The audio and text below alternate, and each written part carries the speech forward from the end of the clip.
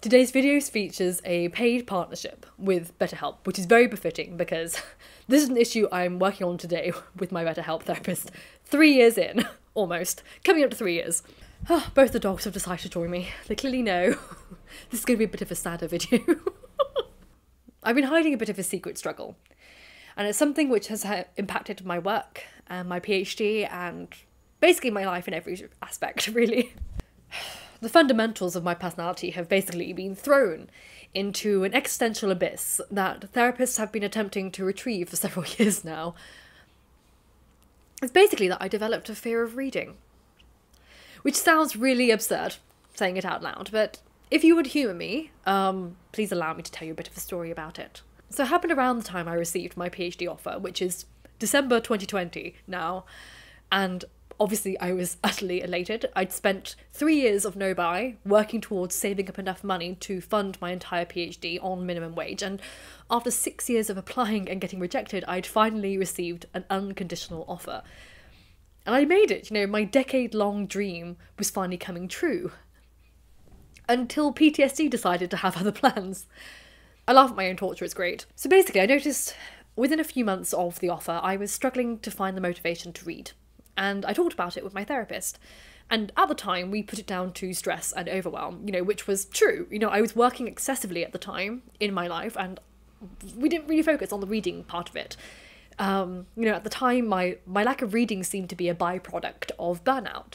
And the solution, would lie in self-care and cutting down on my work commitments and managing my stress, etc. But then, when I formally started my PhD in September of 2021, anxiety attacks started happening.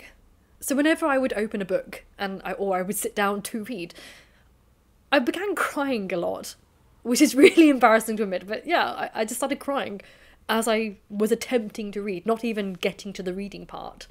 Sometimes it was a bit of a gentle weep, other times it was like inconsolable sobbing.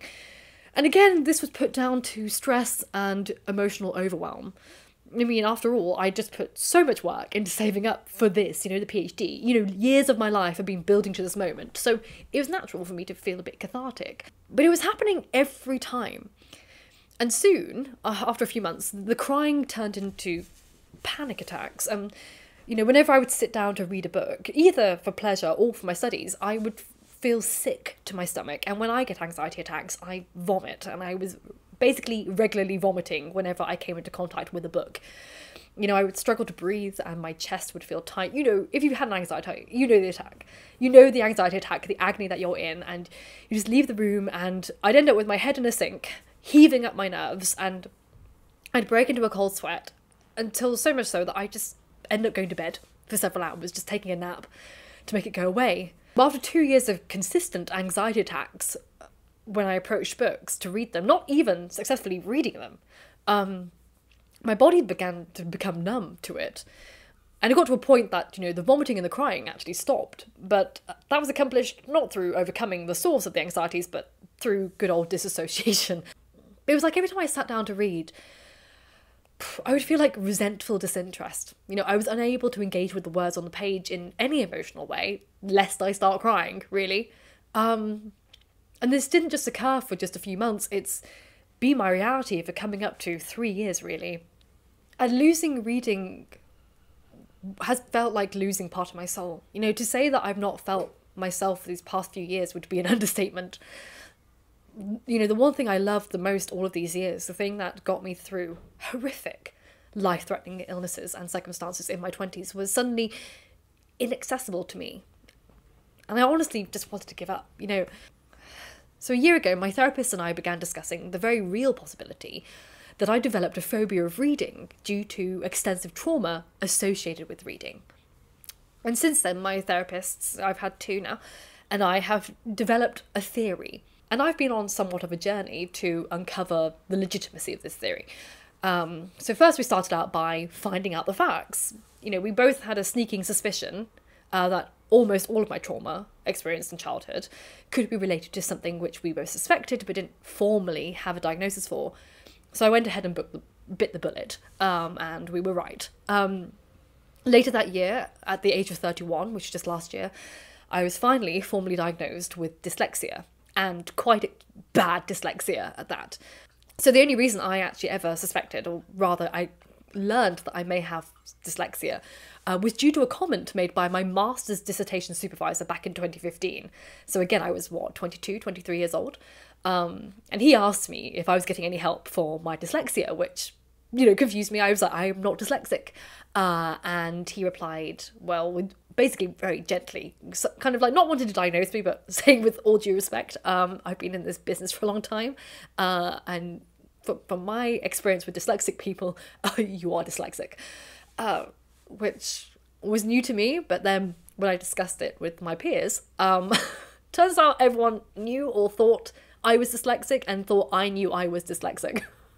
Like, there was one chap in my group who was just so lovely, and it was the reason that he'd offered to always proofread my essays before I handed them in. Like, he proofread 2 of them in December, like back to back before the hand-in. Of the year before, because he knew I was dyslexic, and he was offering to proofread them for free and just edit them down and spell check them. And he just thought I never talked about it because I was embarrassed.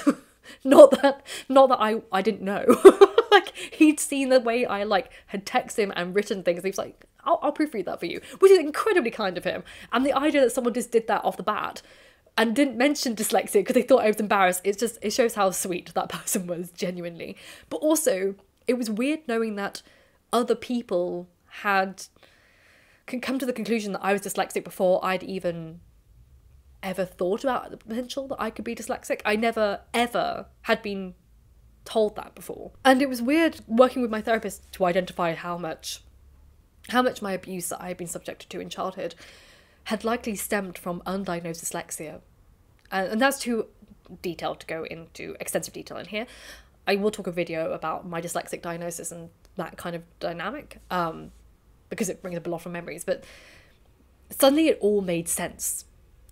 And I'm not saying anyone ever deserves to be abused in childhood, obviously, but to know that it could have all potentially been avoided had people known I was dyslexic was pretty devastating. And the news of my official diagnosis started a grieving process that I never knew I really had to undertake. And of course, this wasn't the only reading trauma I was dealing with. There was another element in the room, my return to academia. And anyone who may have watched my channel during my undergraduate and master's days will know that I struggled with very extreme anorexia throughout both of my degrees. And there's a possibility that I have associated books and reading and studying with my eating disorder, which is only further fueling my reading phobia.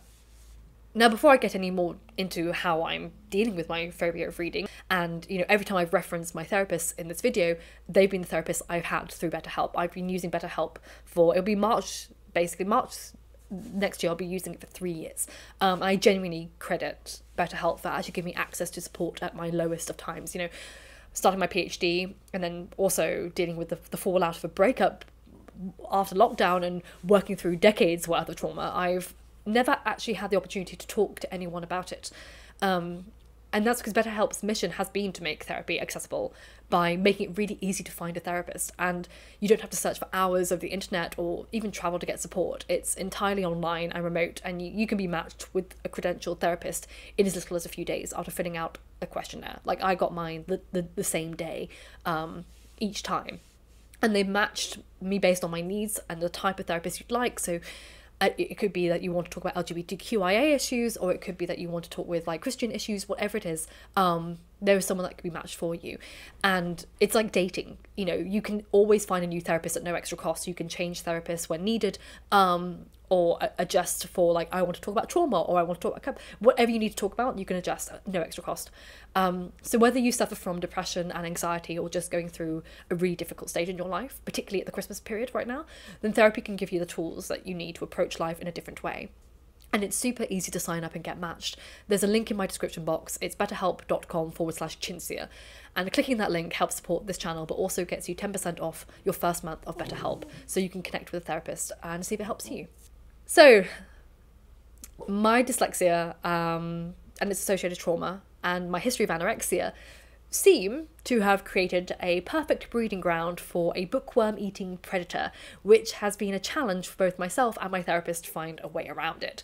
You know, it's not as simple as following the advice one would give for getting out of a reading slump, you know, which is reread your beloved classics, or join a book club, or read a shorter book, or read one that you love, etc. Overcoming my reading phobia, which I'm still very much in the depths of, I should add, is a pretty complex process of unstitching the backing of a tapestry of narratives, which I continue to weave for myself decades after my abusers set the stories in place.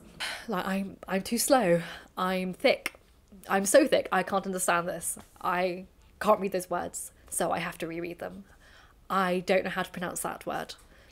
I can't remember what that paragraph just said, so I'll have to reread it. And everyone will laugh at me. People will make jokes about me. People will call me a bad reader. They'll say I'm not a real reader. And I remember all the times I was screamed at for not reading fast enough, and all the times things were thrown at me because I spelled a word wrong, and all the times people mocked me for how I mispronounced words, and all the times kids at school laughed at me because my reading level was the lowest in the class. And my family was always so disappointed in me because I wasn't an intellectual and had no natural curiosity. You know, intellectual children love books, they love reading. You don't, you have no curiosity, you have no intellect. And they told me I didn't have a future in academia. So did my teachers, actually. And I was just such a disappointment. And even today, I'm still a disappointment.